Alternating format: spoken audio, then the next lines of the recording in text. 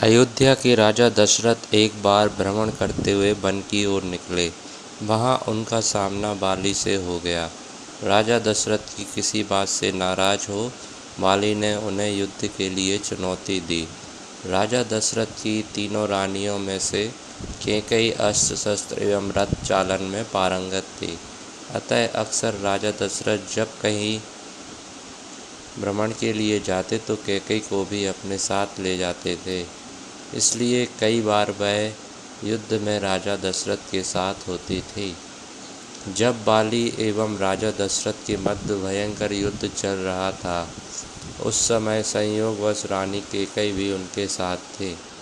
युद्ध में बाली राजा दशरथ पर भारी पड़ने लगा। वह इसलिए क्योंकि बाली को यह वरदान प्राप्त था कि उसकी दृष्टि यदि किसी पर भी पड़ जाए तो उसकी आधी शक्ति बाली को प्राप्त हो जाती थी। अतः यह तो निश्चित था कि उन दोनों के युद्ध में हार राजा दशरथ की ही होगी।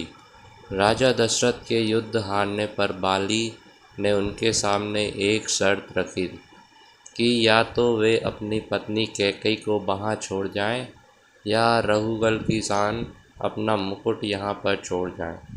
तब राजा दशरथ को अपना मुकुट वहाँ छोड़ रानी कैकेयी के साथ वापस अयोध्या आना पड़ा। रानी कैकेयी को यह बात बहुत दुखी। आखिर एक स्त्री अपने पति के अपमान को अपने सामने कैसे सह सकती थी।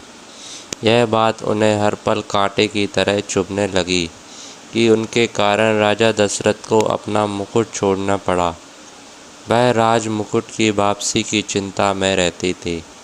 जब श्री राम जी के राज तिलक का समय आया, तब दशरथ जी व कैकेयी को मुकुट को लेकर चर्चा हुई। यह बात तो केवल यही दोनों जानते थे।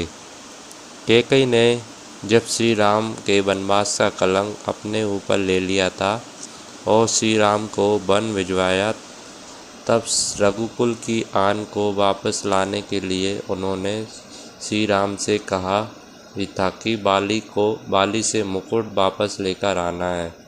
श्री राम जी ने जब बाली को मारकर गिरा दिया, उसके बाद उनका बाली के साथ संवाद होने लगा। प्रभु ने अपना परिचय देकर बाली से अपने कुल की शान मुकुट के बारे में पूछा था। तब बाली ने बताया, रावण को मैंने बंदी बनाया था। जब वह भागा तो साथ में छल से वह मुकुट भी लेकर भाग गया। प्रभु मेरे पुत्र को सेवा में ले लें। वह अपने प्राणों की बाजी लगाकर आपका मुकुट लेकर आएगा। जब अंगद श्री राम जी के दूत बनकर रावण की सभा में गए, वहाँ उन्होंने सभा में अपने पैर जमा दिए और उपस्थित वीरों को अपना पैर हिलाकर दिखाने की चुनौती दे दी। रावण के महल के सभी योद्धा ने अपनी पूरी ताकत अंगद के पैर को हिलाने में लगाई, परंतु कोई भी योद्धा सफल नहीं हो पाया। जब रावण के सभा के सारे योद्धा अंगद के पैर को हिला न पाए तो स्वयं रावण अंगद के पैर के पास पहुंच गया और उसके पैर को हिलाने के लिए जैसे ही झुका, उसके सर से वह मुकुट गिर गया। अंगद वह मुकुट लेकर वापस श्री राम के पास चले आए। यह महिमा थी रघुकुल के राज मुकुट की। राजा दशरथ के पास से मुकुट गया तो उन्हें पीड़ा झेलनी पड़ी। बाली से जब रावण वह मुकुट लेकर गया तो बाली को अपने प्राणों की आहुति देनी पड़ी।